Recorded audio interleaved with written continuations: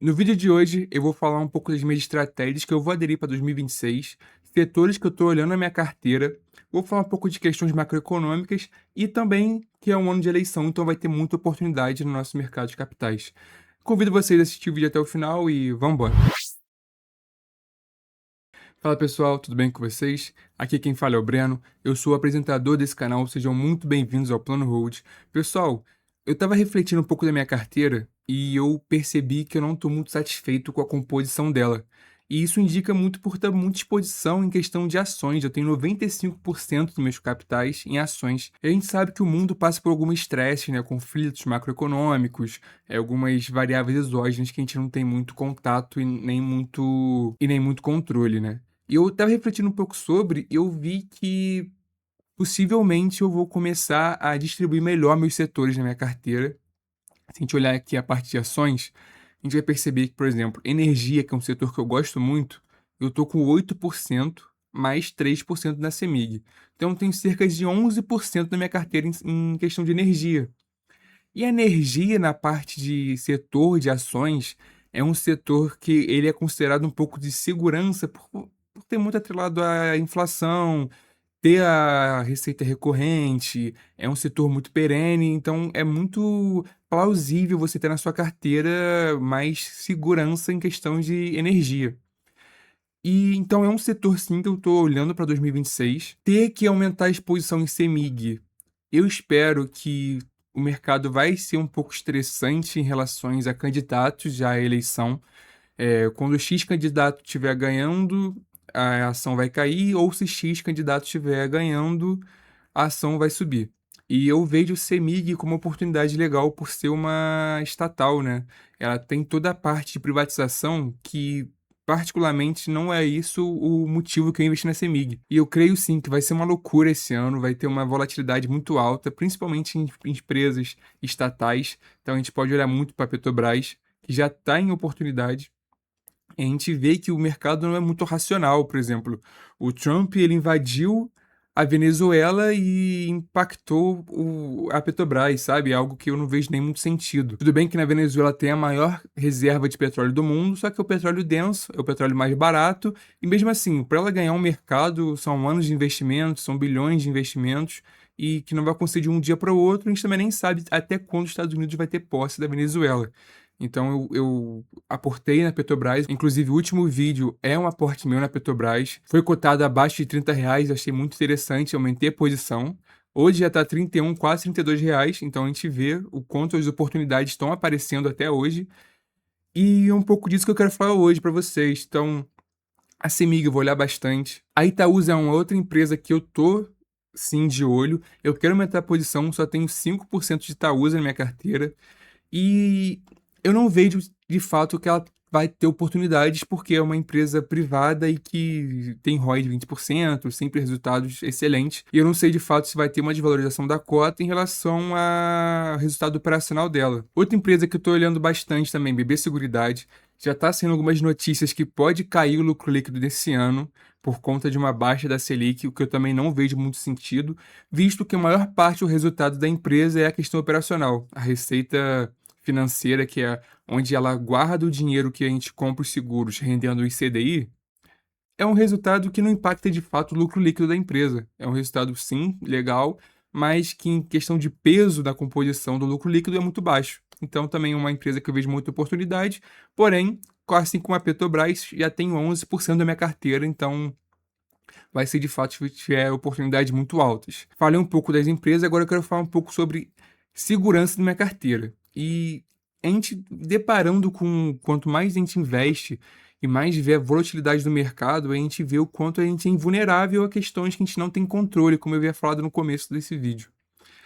E isso é muito interessante porque cada vez obriga a gente a ter ativos mais defensivos. E provavelmente eu vou olhar também um pouco para a renda fixa. Eu acho que a renda fixa no Brasil não se compara a ações, mas também o ganho é muito relevante, sabe? Eu acho que de fato são ativos que têm sua importância, que de fato agrega a carteira e traz uma segurança, porque eu acho que no final, como é traço do nosso dinheiro que a gente trabalhou, Você deitar na cama e não ter um peso na cabeça, eu acho que isso não tem preço, sabe? Eh, eu não sei como eu reagiria, por exemplo, se tivesse uma queda de 70% da minha carteira, 60%, como houve na pandemia. Eu comecei a investir em 2020, mas já a pandemia já estava acontecendo, então eu peguei uns ativos muito baixos. Um exemplo muito básico sobre isso é que eu comprei Petrobras a R$ 13. Então eu só vi um lado da moeda, que é o lado em que eu comecei a aportar quando os ativos já estavam desgastados. O momento em que teve essa virada de chave, que os ativos caíram, eu nunca passei, sabe?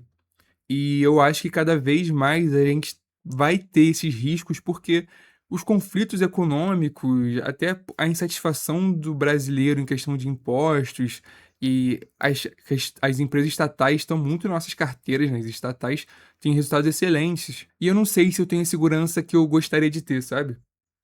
Eu pensando um pouco, a gente tá debatendo aqui, tá? Inclusive, se vocês pensam igual a mim, se vocês estão pensando de fato aumentar a questão de renda fixa ou de ETFs para eu ter uma segurança maior na carteira, comenta aqui embaixo, vamos trocar essa ideia, porque eu acho que é muito rico esse debate. Que cada um pensa de um jeito, mas no final a gente quer o mesmo resultado, né? Que é uma rentabilidade muito cada vez maior. Então é isso, eu tô pensando em ter basicamente 15% em renda fixa para começar, sabe? Os aportes que eu vou fazer não vai ser de uma vez só, então eu vou comprar de pouco a pouco. Igual eu tô fazendo na parte de ETFs internacionais. Um ano investido eu consegui aumentar R$ 3.000 em ETFs, então, gente, um passo de cada vez. Nosso dinheiro não é infinito, a gente tem que trabalhar muito para poder aportar. E é um lado que eu tô visando bastante. E nessa mesma ideia de defesa, eu também analisei o quanto é importante a gente ter ativos que não têm correlações com moedas externas nem com conflitos, sabe? E eu comecei a olhar muito para Bitcoin também. Esse aqui é um ETF da Investo, em que eu já estava observando há bastante tempo. Inclusive, eu estava querendo aportar, só que eu não tive coragem, porque eu não sabia analisar se de fato valia a pena aportar na Hold 11 ou se eu continuava mantendo a posição no iBit, que é aqui que eu compro via Nomad. E eu vi que eu tô tendencioso a comprar mais Bitcoin. E de novo, são alguns pontos no qual eu tô tendencioso. É não ter correlação a conflitos externos, é uma reserva de capital e ela caiu bastante nos últimos tempos. Tô com uma desvalorização de 20%, sabe? E eu comprei essa posição deve ter uns 8 meses no máximo, assim. Então a mesma pegada de eu conseguir proteger meu dinheiro em questões de conflitos, tanto de eleições e conflitos macroeconômicos exterior. Então eu tô olhando bastante para Bitcoin, sim. Eu vi muita gente falando sobre o Gold, que seria você aumentar a posição e deixar em reserva de capitais, que seria o ouro. Mas eu sou tendencioso a preferir o Bitcoin, tá, pessoal? Até porque o Bitcoin, a volatilidade, obviamente, do ano passo atrás, a segurança não é a mesma, né? O ouro você vê que ele tem uma tendência de subida, enquanto o Bitcoin fica nessa loucura. Mas é uma loucura que ele caiu, desvalorizou. Então a gente consegue pegar esse gap de desvalorização e aumentar a nossa performance. Porque tudo indica que vai subir novamente, né? Existe esses ciclos do Bitcoin e uma pessoa que trouxe uma segurança maior para mim é o Perini, ele trouxe a pessoal do Investo pro podcast dele.